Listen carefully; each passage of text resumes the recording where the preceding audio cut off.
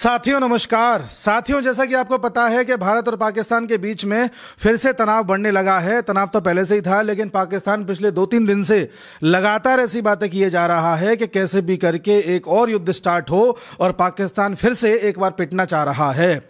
जैसा कि हम जानते हैं कि इस समय आसिम मुनीर यूएसए गया हुआ था और यूएसए में जाकर के यूएसए की धरती पर खड़ा होकर के भारत को धमकी दे रहा था कि हम न्यूक्लियर बम गिरा देंगे, इस बार पूर्व की साइड से हमला करेंगे, यानी बांग्लादेश की तरफ से।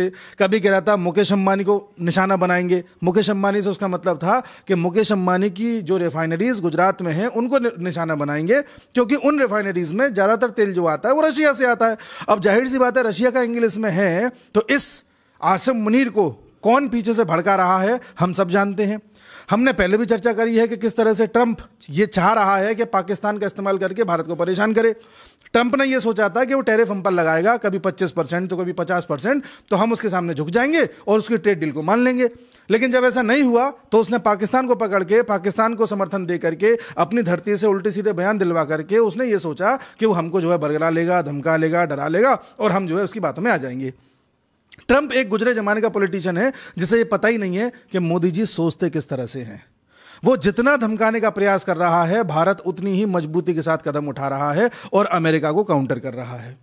अमेरिका इस समय यह भी कोशिश कर रहा है कि डॉलर का चलन कम ना हो। इसलिए आपने देखा होगा ट्रंप पिछले 2-3 दिन से लगातार कह रहे हैं कि खबरदार अगर लोकल करेंसी का इस्तेमाल किया तो, खबरदार अगर डॉलर के चलन को कम किया तो हम और ज्यादा सैंक्शन लगाएंगे, हम और ज्यादा सजा देंगे। इस तरह की बातें कर रहा है क्योंकि अब वो समझने लगा है कि ये जो ब्रिक्स कंट्रीज हैं अब डॉलर की हेजेमनी को खत्म कर देंगी। आप याद करिए, मैंने कई वीडियोस पहले आपको बताया था कि ये जो पूरा खेल चल रहा है ये डी डॉलराइजेशन है। ये कोई रशिया यूक्रेन की लड़ाई नहीं है, ये कोई रशिया और यूएसए की भी लड़ाई नहीं है। ये रशिया का पूरा एक प्लान है कि कैसे भी ब्रिक्स को इतना मजबूत कर दो कि ब्रिक्स करेंसी के माध्यम से या लोकल करेंसी के माध्यम से हम डॉलर की हेजेमनी को कम कर सकें।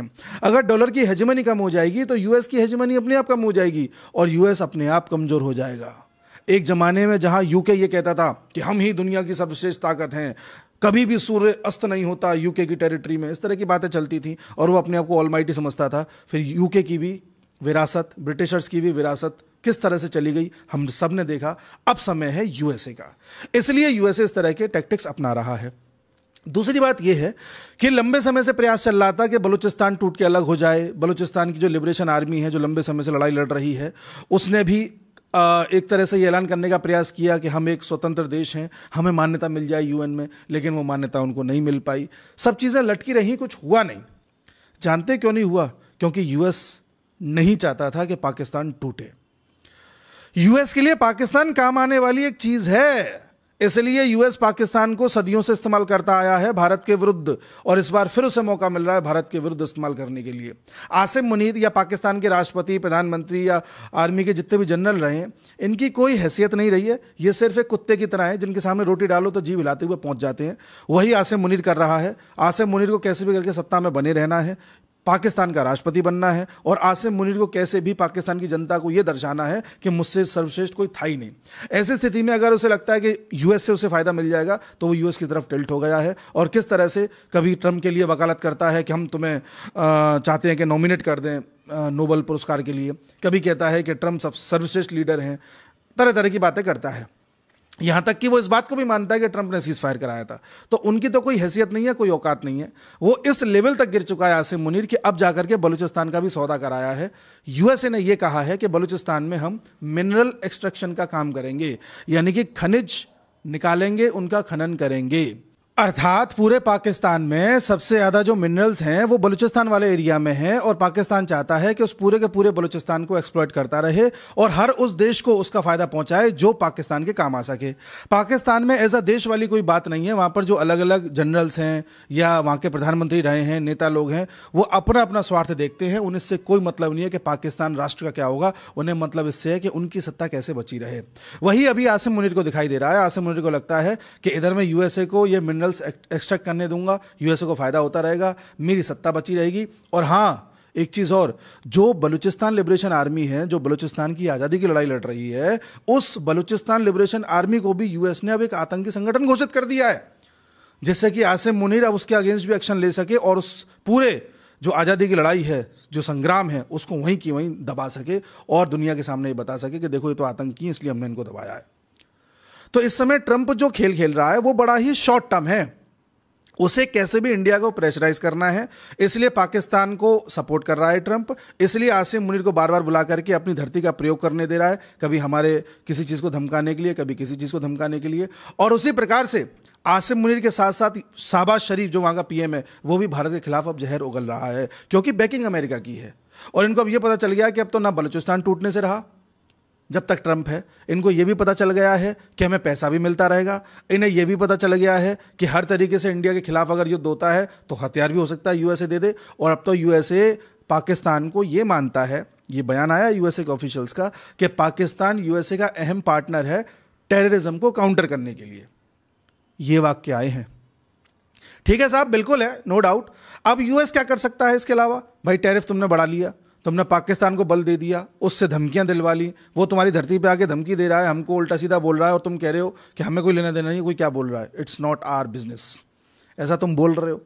ठीक है, हम भी करेंगे, फिर हम अब तुम्हारे डॉलर को कमजोर करेंगे। अच्छा, यूएस के कई सारे प्लेयर्स हैं जो हमारे यहाँ बड़ी बड़ी इंडस्ट्रीज में अपना इन्वेस्टमेंट किए हुए हैं, वो भी खेल कर सकते हैं कोई ना कोई। जैसे फार्मा सेक्टर, अभी उस पर टैरिफ नहीं लगा है, हो सकता है यूएस उस पर भी कोई खेल कर दे। हम फार्मा के मामले में दुनिया में नंबर 1 इंडस्ट्री हैं जो जेनरिक दवाइयों को सप्लाई करते हैं, और यूएस में भी बड़े पैमाने पर 40% हम ही करते हैं। अब यूएस हो सकता है हेल्थ सेक्टर को टारगेट करे। हेल्थ सेक्टर से याद आया कि अभी मान लो आपको भी ऐसा लगता है कि खुदा न खास्ता कभी आपकी तबीयत खराब हो जाती है या अस्पताल जाना पड़ता है, भर्ती होना पड़ता है, तो पैसे की बहुत दिक्कत आती है और आपको लगता है कि इतने महंगे खर्चे हम कैसे वहन करें, इतना महंगा अस्पताल कैसे हम यूज़ कर पाएं। तो इसके लिए सबसे अच्छा तरीका है हेल्थ इंश्योरेंस। आप अपना हेल्थ इंश्योरेंस लेके रखना, भगवान ना करे कभी ज़रूरत पड़े, लेकिन अगर ज़रूरत पड़ गई तो लाखों का खर्च आपका बच जाएगा, बड़े से बड़े अस्पताल में आपका इलाज हो जाएगा, और इसमें आपको मात्र 300 से 400 रुपये महीने खर्च करने हैं और आपको लाखों रुपये तक का कवर मिल सकता है। अगर आप कोई डिस्काउंट चाहते हैं तो मैंने अपने डिस्क्रिप्शन में एक लिंक दिया हुआ है, कमेंट बॉक्स में भी लिंक को पिन किया हुआ है। इस पर जाकर के अगर आप अपना आवेदन देते हैं या कोई इंश्योरेंस लेते हैं तो आपको लगभग 25% तक का डिस्काउंट भी मिल जाएगा। तो आप इसको लेके रखिए, भगवान ना करे लेकिन कभी भी इस सेक्टर में कुछ हुआ, आपको ज़रूरत पड़ी तो आपको पैसे की दिक्कत नहीं आएगी। आगे बढ़ते हैं। अब यूएस फार्मा सेक्टर को कर सकता है, उसके अलावा यूएस हो सकता है जो डॉलर हमारे पास है, जिसे हम फॉरेक्स बोलते हैं, फॉरेन एक्सचेंज रिजर्व, यानी विदेशी मुद्रा भंडार, वो पैसा जो हमने अपनी बैंकों में रखा हुआ आरबीआई के पास है, जिसका उपयोग किया जाता है एक्सपोर्ट इंपोर्ट के दौरान, उसमें एक बड़ा अमाउंट ऐसा है जो डॉलर का है। हमारे पास लगभग $700 बिलियन का फॉरेक्स है। अगर अमेरिका चाहे तो उस डॉलर को फ्रीज कर सकता है और हम उसको यूज भी नहीं कर पाएंगे। अगर अमेरिका चाहे तो हमको स्विफ्ट सिस्टम से बाहर कर सकता है। स्विफ्ट सिस्टम क्या है? जैसे मान लीजिए इंडिया में आप एक बैंक से दूसरे बैंक में पैसा ट्रांसफर करते हैं तो आईएफएससी कोड का इस्तेमाल आप करते हैं, जो बैंक का एक तरीके से एड्रेस बताती है। उसी तरह से अगर आप इंटरनेशनली पैसा एक देश से दूसरे देश में पहुंचाते हैं या ट्रांजैक्शन कर रहे हैं या फिर मान लीजिए कोई इंपोर्ट एक्सपोर्ट कर रहे हैं, तो उसमें जो पैसा पहुंचाया जाता है, जिस माध्यम से जो चैनल यूज होता है, उसे स्विफ्ट बोलते हैं। अगर स्विफ्ट से हमें बाहर कर दिया गया तो हम इंटरनेशनल ट्रांजैक्शंस नहीं कर पाएंगे। इसलिए भारत ने एक बड़ा खेल खेला है और पिछले 4-5 महीने से हमारी जो आरबीआई है, एक के बाद एक ऐसे रिफॉर्म्स ला रही है, ऐसी चीजें ला रही है जिससे हमारे रुपये का चलन बढ़ने वाला है। एक अकाउंट होता है स्पेशल रुपी वस्त्रो अकाउंट। इस अकाउंट का मतलब यह है कि मान लीजिए कोई देश हमारे यहां पर इस तरह का अकाउंट खोल दे, जैसे रशिया से हम ट्रेड कर रहे हैं, डॉलर का उपयोग नहीं करते। अब रशिया ने क्या किया हुआ है, इंडिया में एक खाता खोल रखा है जिसे रुपी वस्त्रो अकाउंट बोलते हैं। अब मान लो हमने रशिया से तेल मंगाया 100 रुपये का, तो हम उसे 100 रुपये कैसे देंगे? हम उसके इस खाते में जमा कर देंगे 100 रुपये। हम कहेंगे रशिया तुम्हारे खाते में हमने 100 रुपये जमा कर दिए। रशिया कहेगा ठीक है, पड़ा रहने दो। अब कल को रशिया ने हमसे कुछ मंगाया, मान लो रशिया ने हमसे कुछ गेहूं मंगाया, तो अब हमसे गेहूं मंगाया 40 रुपये का, तो हम उसे गेहूं भेज देंगे। अब हमको पैसा चाहिए तो रशिया उसी अकाउंट से 40 रुपये काट के हमें दे देगा। अब रशिया के पास 60 रुपये बचे रह गए। ऐसा हो सकता है, ऐसा हो रहा है, क्योंकि हम रशिया से मंगाते ज़्यादा हैं, बेचते कम है। बात बराबरी पर तो हो नहीं रही है।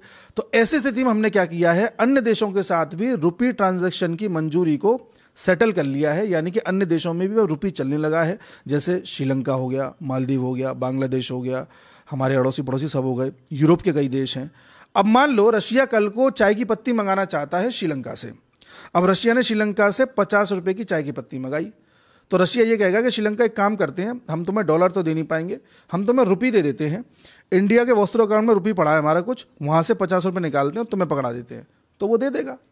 इससे क्या होगा, हमारा रुपी ज़्यादा से ज़्यादा चलेगा देशों में, डॉलर उतना ही कम चलेगा, और डॉलर जितना कम चलेगा वही डी डॉलराइजेशन कहलाता है। डॉलर कमज़ोर होगा, अमेरिका की हेजेमनी गिरेगी, लोकल करेंसीज ज़्यादा चलेंगी। इसमें ब्रिक्स कंट्रीज आगे आकर के काम कर रही हैं, इसलिए अमेरिका और ज़्यादा चढ़ा हुआ है। ब्रिक्स यानी Brazil, Russia, India, China, south Africa. और बार बार ब्राज़ील के राष्ट्रपति कह रहे हैं कि हमें डॉलर के चलन को कम करना है, हमें डॉलर के चलन को कम करना है, बार बार। और कह रहे हैं कि ब्रिक्स कंट्रीज को साथ में आकर के करेंसी लानी चाहिए। और पुतिन ने तो पूरा ये खेल ही इसलिए स्टार्ट किया था ताकि डी डॉलराइजेशन हो सके। पुतिन का इरादा यूक्रेन हड़पना या अमेरिका को डायरेक्ट लड़ना नहीं था, वो ये था कि अमेरिका के डॉलर को कम किया जाए। उसको करने का तरीका यही है। तो आप देख रहे हैं। अच्छा, आरबीआई ने भी 5 अगस्त को एक मंजूरी और दे दी है कि दुनिया में जो भी देश अपने यहाँ पर रुपी वस्त्र अकाउंट खोलना चाहे खोल ले।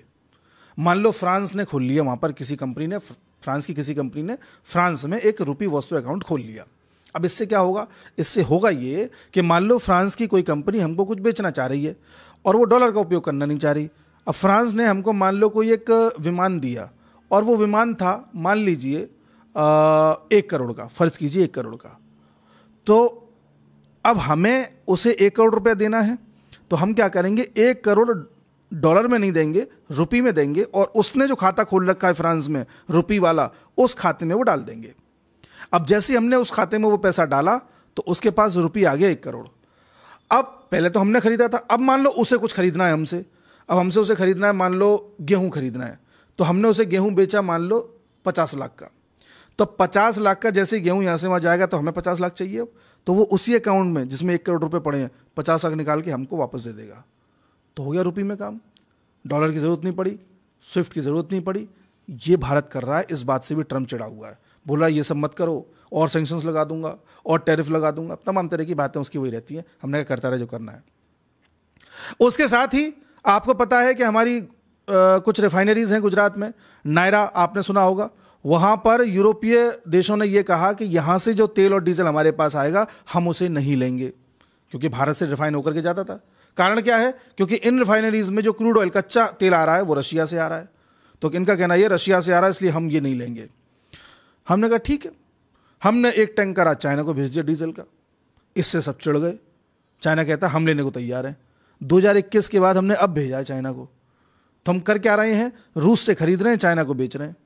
पहले यूरोप को बेच रहे थे, अब यूरोप ज़्यादा नखड़े कर रहा है, हम चाइना को बेच देंगे। चाइना तैयार है लेने के लिए। चाइना बदले में ये तैयार है, जो उसने यूरिया की सप्लाई हमको रोक रखी थी, जो यूरिया एक्सपोर्ट करता है वो हमको नहीं दे रहा था, वो हमको देने को तैयार है। ये जितना ट्रंप हमको धमकाएगा हम उतनी मजबूती के साथ एक कदम और आगे बढ़ाएंगे और उतने ही इंडिया, रशिया, चाइना पास आते जाएंगे। ब्राजील उधर से समर्थन दे ही रहा है, साउथ अफ्रीका चढ़ा बैठा ही है, मौका नहीं मिल रहा, नहीं वो भी आ जाएगा बीच में। तो पूरा खेल ये चल रहा है। पाकिस्तान के आसिम मुनीर को टेम्पररी कुर्सी बचानी है, ट्रंप को टेम्पररी भारत को दबाना है, इसलिए वो दोनों पास हैं। ट्रंप को लॉन्ग टर्म में बलूचिस्तान के मिनरल्स चाहिए, इसलिए वो पास हैं। भारत को कैसे भी अपनी रुपी को आगे बढ़ाना है, इसलिए भारत, रशिया और चाइना पास है। और भारत कैसे भी करके अब ट्रंप की किसी चीज़ पे झुकने को तैयार नहीं है, इसलिए ट्रंप परेशान है। तो अब आप देख रहे हो किस तरह से ट्रंप टैरिफ लगाया, फिर टैरिफ के ऊपर टैरिफ लगाया, आसिम मुनीर को बुलाया, फिर सीज फायर का नाटक किया, फिर आसिम मुनीर को बुलाया, फिर बलूचिस्तान लिबरेशन आर्मी को टेररिस्ट ऑर्गेनाइजेशन घोषित कर दिया, फिर बलूचिस्तान में निवेश की बात कर ली। उसके बाद में भारत को फिर धमका रहा है, ये कहता है कि तुम्हारे यहाँ पर जो भी रशियन ऑयल आ रहा है हम उस रिफाइनरी से जो एक तरीके से तेल लेंगे ही नहीं, मतलब यूरोप से कहलवा रहा है। लगा कितनी दम लगाएगा, लगा, देखते हैं। ट्रंप यहाँ फंसता जाएगा। अमेरिका के बड़े बड़े विशेषज्ञ कह रहे हैं कि ट्रंप की इन स्ट्रेटेजी से अमेरिका को ही नुकसान होगा। बड़े बड़े विशेषज्ञ ये भी कह रहे हैं कि ट्रंप जो ये काम कर रहे हैं इससे डॉलर कमजोर होगा और धीरे धीरे ब्रिक्स कंट्रीज और मजबूत होती जाएंगी और हो सकता है अपनी करेंसी ले आए वो और ज़्यादा मजबूती के साथ चलेगी, डॉलर को भी फेल कर देगी। बड़े बड़े विशेषज्ञ ये भी कह रहे हैं कि ट्रंप जो पाकिस्तान को साथ लेके अभी चल रहे हैं ये बहुत शॉर्ट टर्म है। जैसा कि मैंने आपको बताया कि अमेरिका क्या कह रहा है, अमेरिका ये कह रहा है कि भाई पाकिस्तान तो हमारा एक ऐसा पार्टनर है जो टेररिज्म से लड़ने में मदद करता है, तो अब एक फंड भी देंगे अब ये पाकिस्तान को, तो वो भी कमी रह गई थी तो वो भी दे रहे हैं। वो फंड का उपयोग किया जाएगा टेररिज्म से लड़ने के लिए। समझ रहे हैं आप? तो करते रहो, हम अपना करते रहेंगे। अभी ट्रंप ने यह भी कहा है कि जो 15 अगस्त को ट्रंप और पुतिन की मुलाकात होनी है, अगर उसमें कुछ फ्रूटफुल नहीं निकला तो वो भारत पर और ज़्यादा टैरिफ लगाएगा। ये भी कह रहा है, लगा आजा, देखते हैं। भारत भी तैयार है रूस से S-500 खरीदने के लिए, देखते हैं।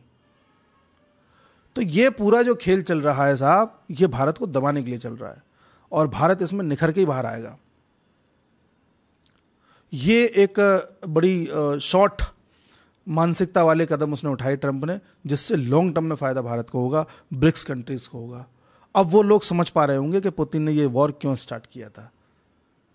और आप ये भी देख रहे हैं कि एक गड़बड़ नेता अगर आ जाए तो कैसे आपके देश को डुबो देता है। हर कोई मान रहा है कि अब यूएस हेजेमनी कमजोर पड़ने वाली है। उम्मीद है मैं अपनी बात आपके सामने रख पाया हूँगा। और आप भी, लिंक दे रखा है मैंने डिस्क्रिप्शन में और कमेंट में, वहाँ जाकर के हेल्थ इंश्योरेंस जरूर ले लेना। बहुत ऐसे लोग हैं जानकारी के जो भी भर्ती हो गए अस्पताल में, पैसे का प्रॉब्लम आ सकता था लेकिन उन्हें नहीं आ रहा क्योंकि इंश्योरेंस था उनके पास। आप भी अपने को और अपनी फैमिली को प्रोटेक्ट करें। हम मिलते हैं अगले वीडियो में, तब तक के लिए नमस्कार।